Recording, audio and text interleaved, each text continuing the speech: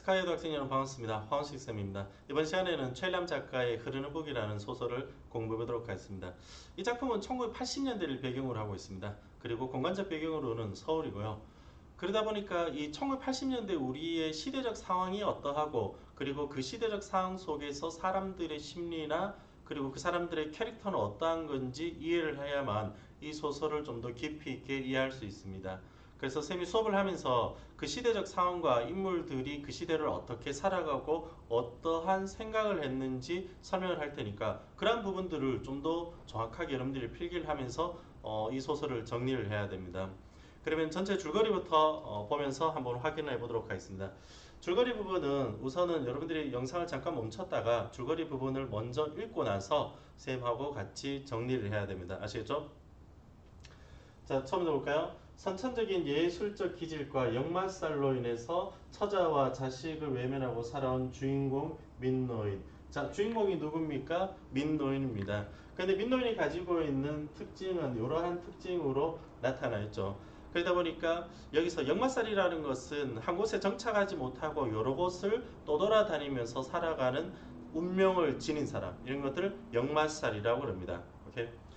그리고 선천적인 예술적인 기질, 특별히 어떤 인물이 나쁘다 이런 것보다는 어떤 정확한 어떤 특성을 가지고 있죠. 예술적 기질을 가지고 있습니다. 그래서 민노인은 유배자와 별반 다름이 없는 생활을 현재 하고 있습니다. 그러다 보니까 민노인은 어떤 사회의 주류적인 어떤 인물이 아니라는 거죠. 그러다 보면은 사회 주류에서 약간 변방에 어떻게 보면 소외된 인물의 캐릭터로 볼 수 있습니다. 그리고 주인공이 민노인이죠. 그러니까 1980년대니까 그러한 어떤 노인 세대를 우리는 전통적 사회 혹은 전통적 인물이라고 할 수 있는 거죠.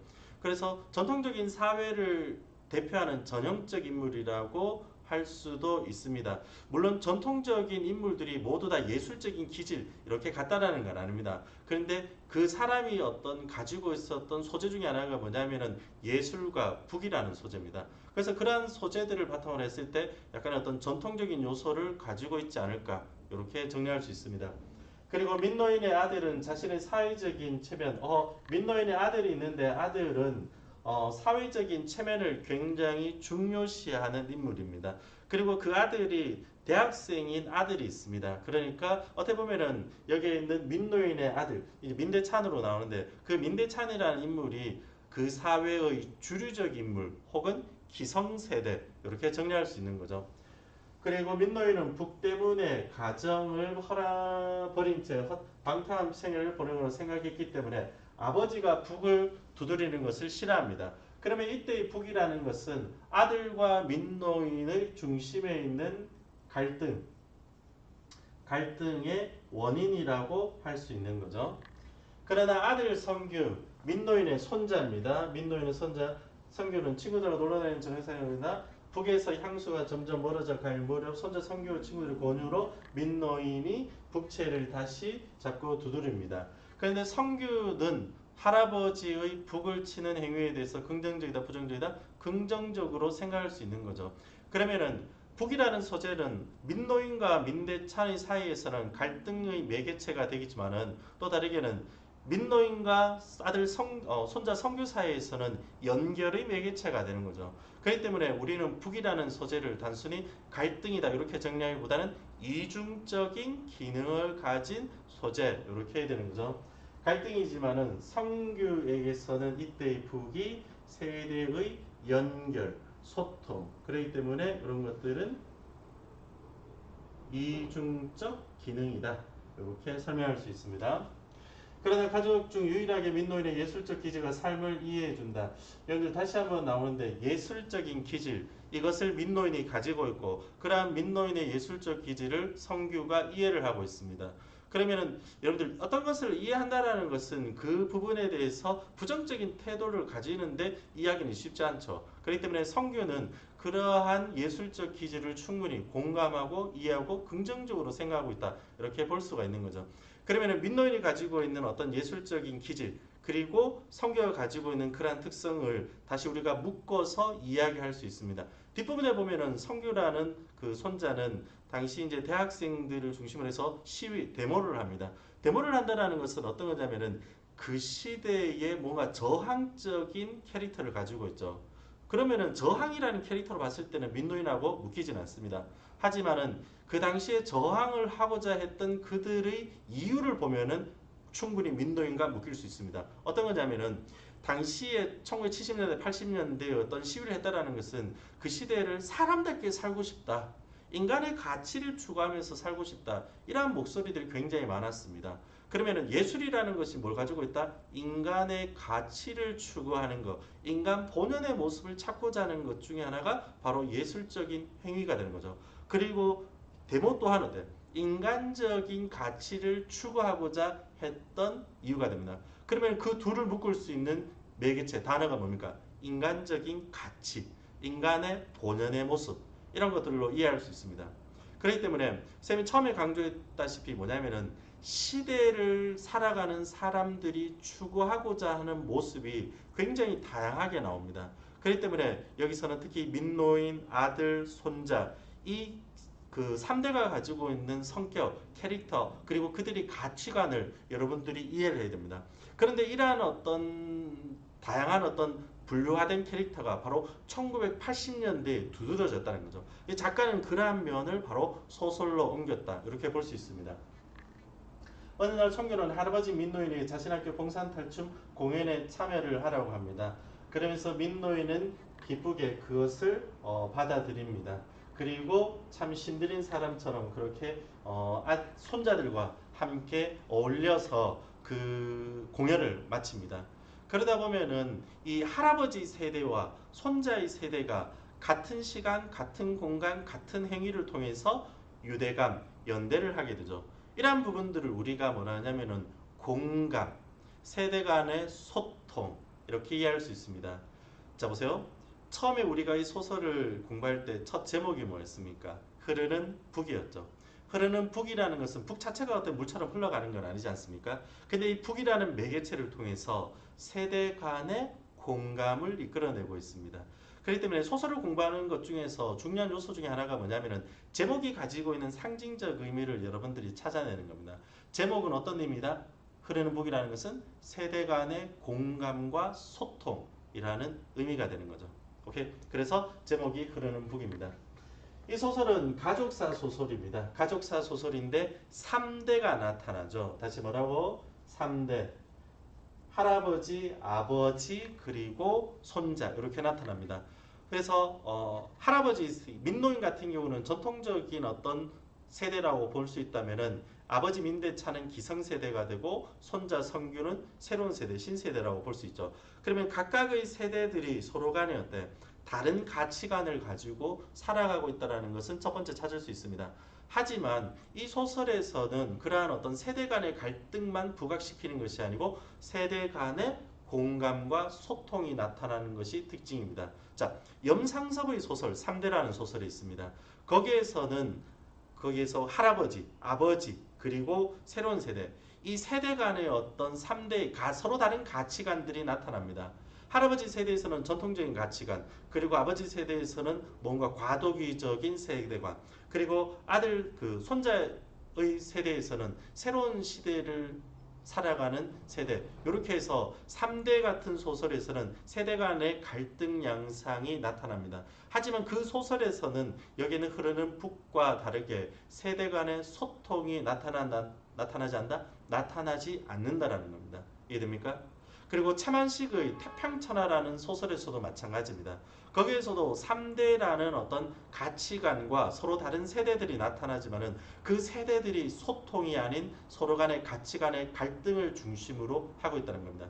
그런데 그런 소설들은 일제강점기에 쓰였던 소설이고 이제 80년대 와서는 이 작가적인 의식들이 나타나는 것이 뭐냐면은 그러한 세대 간의 단절이 아니라 그 세대를 서로 묶어내고 하나의 어떤 공통된 사회로 찾고자 하는 작가적인 의식이 이 소설에 반영이 되어 있다. 여러분들 그렇게 이해하면 됩니다. 그리고 굉장히 디테일하게 나타났습니다. 다른 뭐냐면은 인물의 행동이 사실적으로 나타나고 구체적인 대화가 나타나고 공간적 배경을 자세하게 묘사를 했습니다. 그래서 굉장히 사실적인 방식으로 서술이 되어 있습니다. 그리고 세대가 세대 간의 갈등을 하면서 상호 간의 비판적인 모습을 가지고 있습니다. 그래서 작가의 의도가 누구의 어떤 모습이 완벽한 어떤 우리 사회의 어떤 그 정의로운 모습이다 이렇게 이야기를 하고 있는 건 아닙니다.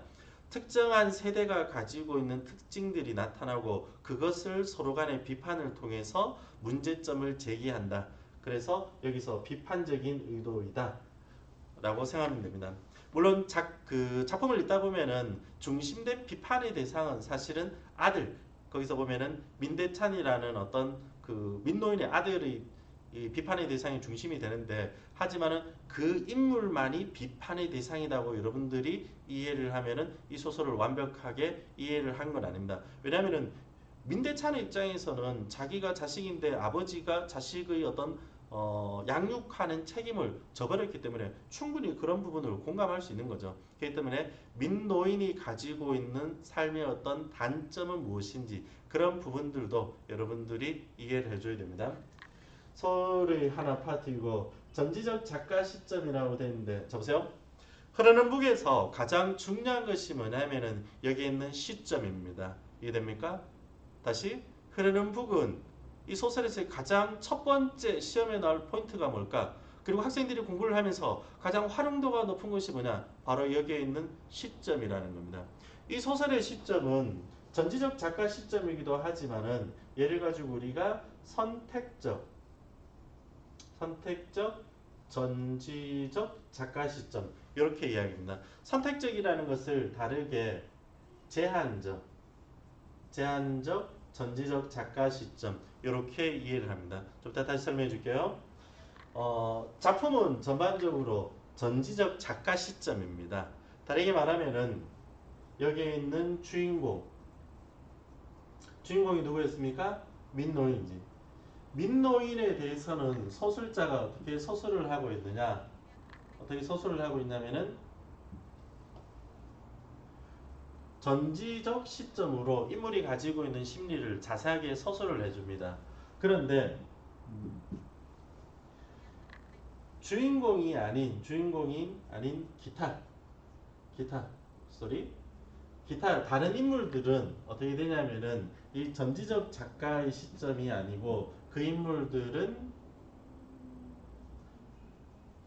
관찰자의 시점으로 나타납니다. 무슨 말이냐면은 선택적 전지적 작가 시점은 전지적인 시점으로 인물들의 심리나 상황이나 여러 가지 요소들을 다 설명을 해줍니다. 서술자가. 그런데 문제는 뭐냐면은 그렇게 전지적으로 설명해주는 대상이 누구밖에 없다? 하나의 인물밖에 없다는 겁니다. 특히 여기서는 주인공이 되는 거죠. 주인공만 전지적으로 서술을 해주고 다른 인물들은 관찰자의 시점으로 서술을 해주는 겁니다. 대표적인 소설이 어디냐면은 소설가 구보시일이라는 박태원의 소설이 이러한 선택적 전저작가 시점으로 쓰여져 있습니다. 그래서 구보라는 인물만을 중심적으로 소설하고 나머지는 다 관찰자의 시점으로 소설을 해주는 거야. 이해됩니까? 자, 이러한 시점이 요즘에 나오는 소설의 트렌드라고 보면 됩니다. 그래서 아마 여러분들이 이 문제를 풀다가 아마 이 부분의 선지를 봤을 겁니다. 뭐냐면은 특정한 인물의 관점 이렇게 서술이 된 선지가 있을 겁니다. 그래서 그 부분을 여러분들이 찾았을 때 읽었을 때 이 말은 선택적 전적 작가 시점이구나 이렇게 이해를 해야 됩니다. 다시 보세요. 수능이든 내신이든 최근에 어떤 문제적 경향에 보면은 개념어 자체가 그대로 나오는 건 아닙니다.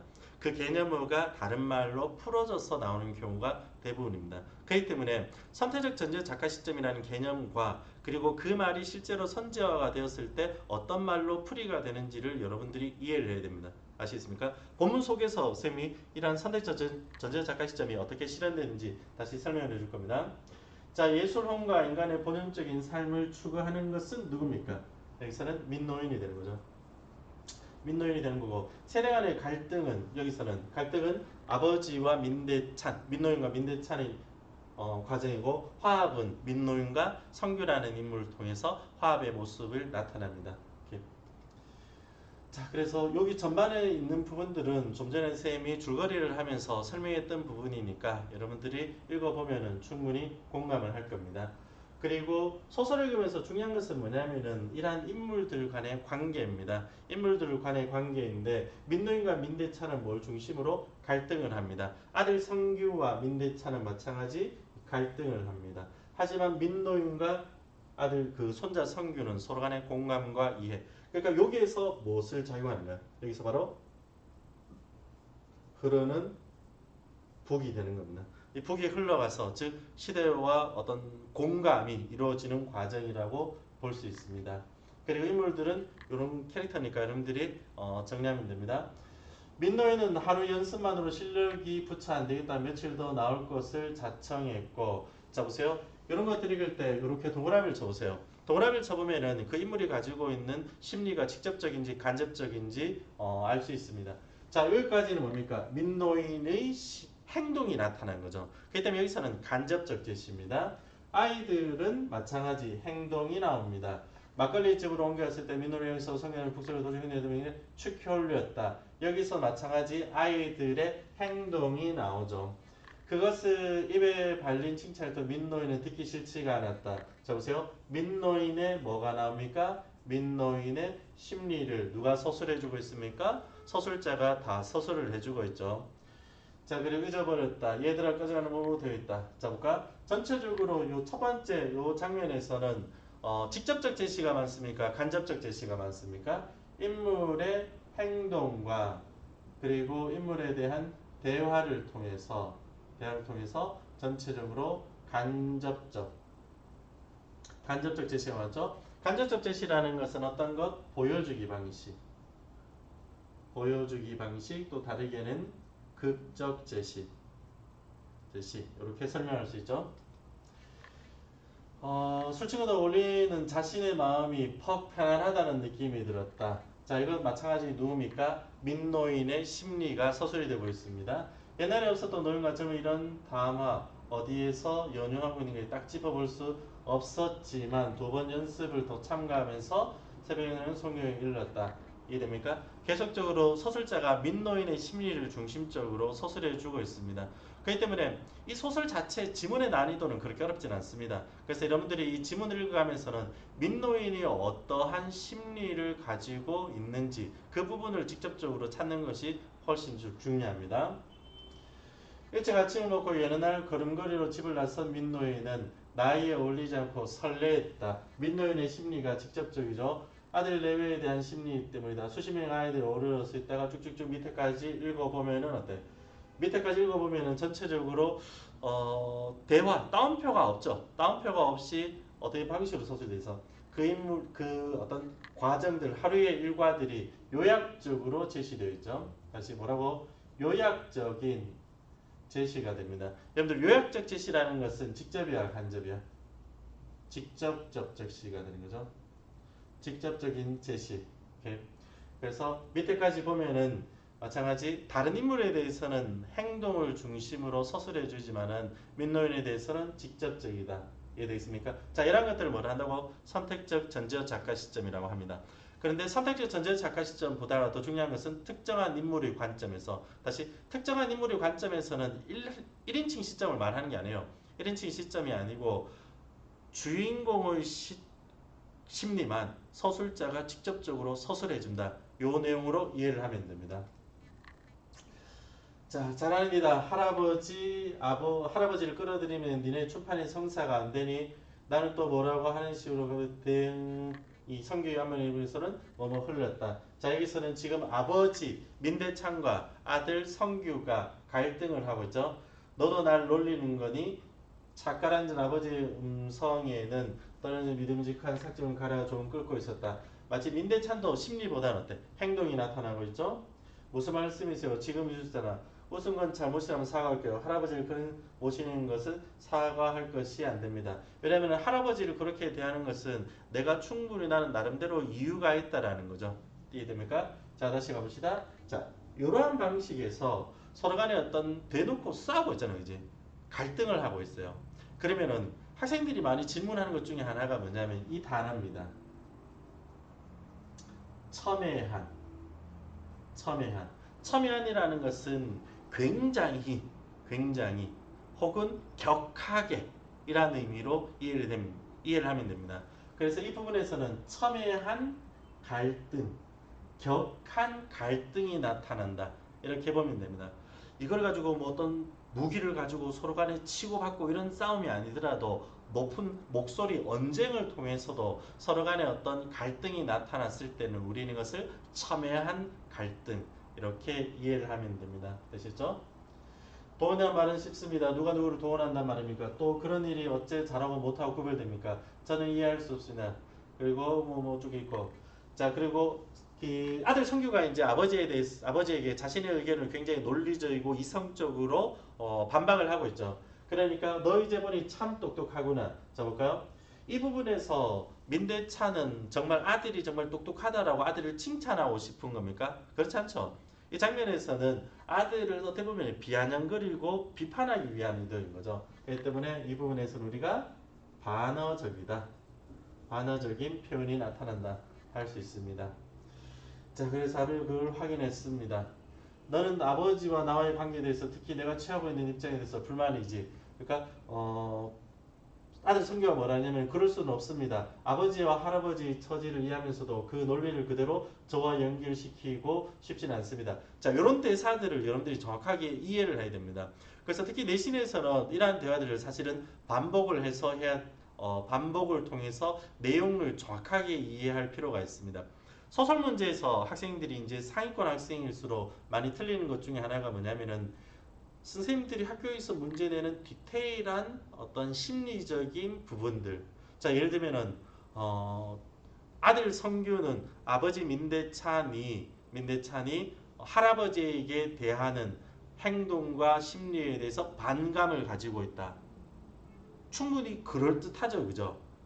왜냐면 나는 할아버지를 좋아하는데 아버지는 왜 할아버지를 싫어하지? 그러니까 아버지가 싫어. 이렇게 할 수가 있잖아요. 근데 여기서 성규의 말을 보면은 그렇지 않습니다. 그렇지 않습니다. 할아버지와 아버지 관계는 할아버지와 아버지의 관계고 그 갈등의 관계를 나와 연결시키고 싶지는 않습니다라는 겁니다. 이해됩니까? 그렇기 때문에 불만이 있을 수도 있지만 그런데 소설 속에서는 정확하게 어때? 그런 불만이 있지 않다라고 이야기를 하고 있죠. 이해되죠? 그렇기 때문에 이러한 부분을 우리가 정확하게 문제를 풀기 위해서는 소설 지문들을 반복해서 최소한 5번씩 읽어야 됩니다. 이해됩니까? 기특하구나. 얘도 마찬가지죠. 정말 아들을 기특하다고 생각합니까? 반어적이죠.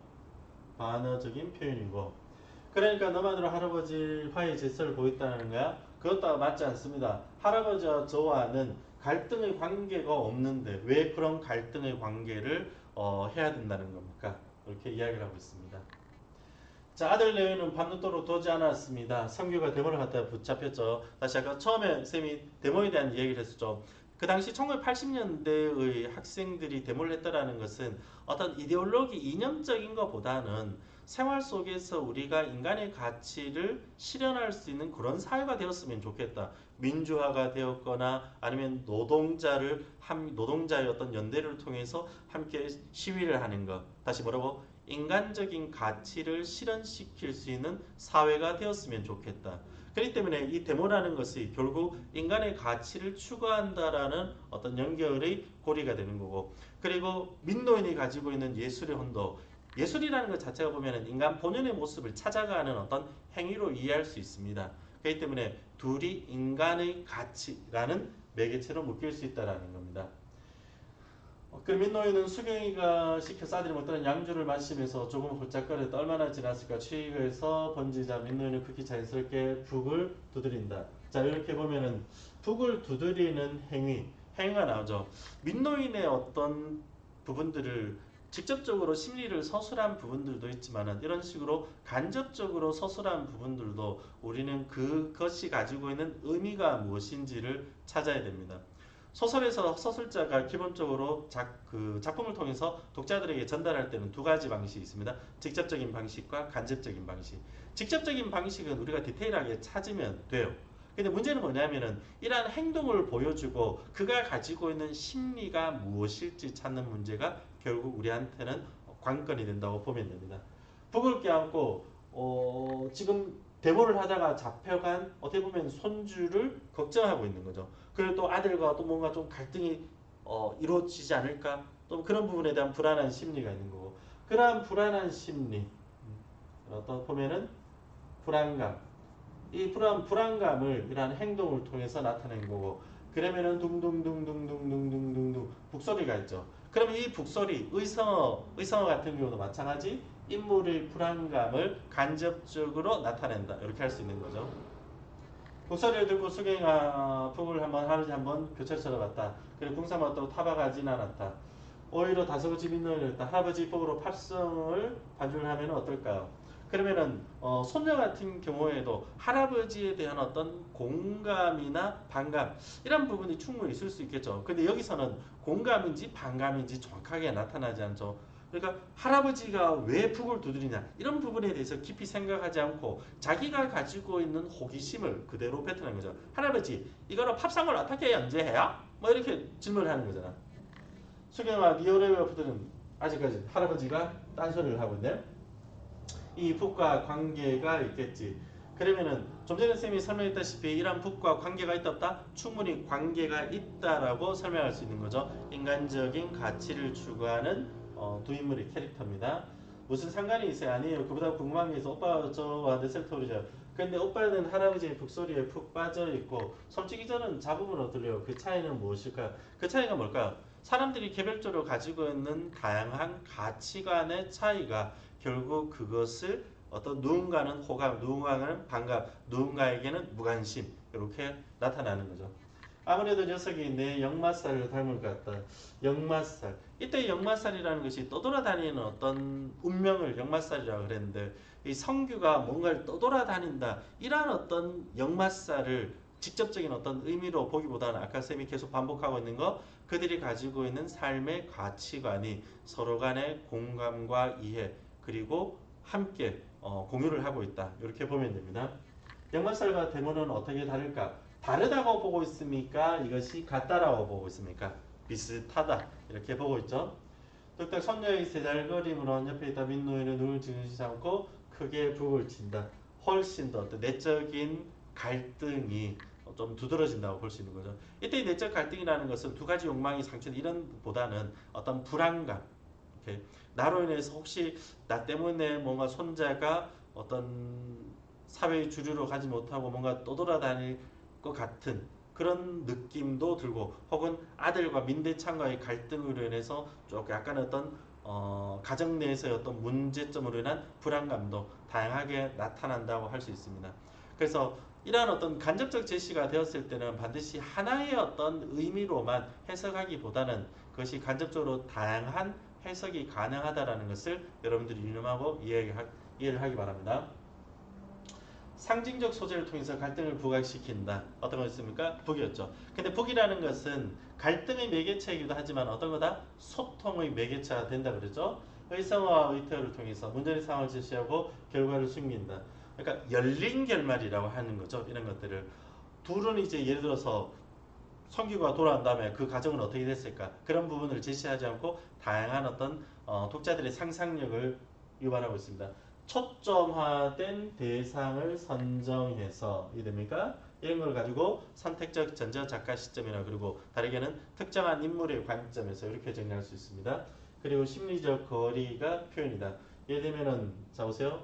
민노인과 그리고 독자는 가까울까요? 멀까요?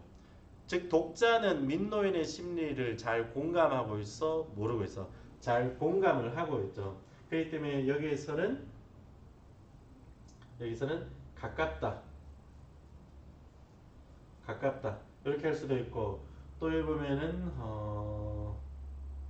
서술자가 누구에게? 민노인에게 가까이 있다. 이렇게 볼 수 있습니다. 이렇게. 자 문제를 봅시다. 민노인은 예술이란 평범한 사람들의 행복을 위해서 바쳐지지 않으면 안 된다고 생각한다. 이러한 어떤 예술 지향적인 혹은 민중 지향적인 어떤 예술적 가치관이 이 소설에서 나타나는 건 아니죠. 이 글의 성격과 행위, 괴리를 통해 인물이 처한 심리적 상황이다. 성격과 행위의 괴리. 자, 이러한 선지들을 여러분들이 정확하게 이해할 필요가 있는 거예요. 예를 들어 성격과 행위가 괴리있다는 서로 다르다라는 거죠. 예를 들면은 이 사람의 성격은 이러한 성격인데 이거와 다르게 행동은 이러한다. 그러한 것이 아니죠. 그들의 성격을 그대로 행동에 반영하고 있습니다. 그래서 성격과 행위는 이 소설에서 서로 연결되는 방식이라고 볼 수 있습니다. 그래서 X. 특정한 인물. 자, 기억해야 됩니다. 요 멘트를. 그리고 춘판에서 민노인 시민의 요즘은 자신감을 회복한다. 맞죠? 그리고 서술자가 인물의 사건을 권위적으로 논평한다. 그래서 서술자가 직접적으로 개입하는 부분은 없었습니다. 시대적 배경을 섬세하게 묘사해서 사회적 문제를 실감나게 드러낸다. 사회적인 문제 이런 것들이 나왔을 때는 뭐냐면은 산업화의 과정에서 노동의 문제, 분단의 문제, 6.25 전쟁, 일제강점기 이러한 어떤 사회적인 요소, 역사적인 요소에 의해서 상황이 만들어지고 갈등이 만들어지고 스토리가 전개될 때 이러한 선지가 만든 겁니다. 그래서 X. 막걸리 집은 민노리 시세와 인간적인 소통과 공감의 장소가 되었죠. 유대감을 확인하고 있습니다.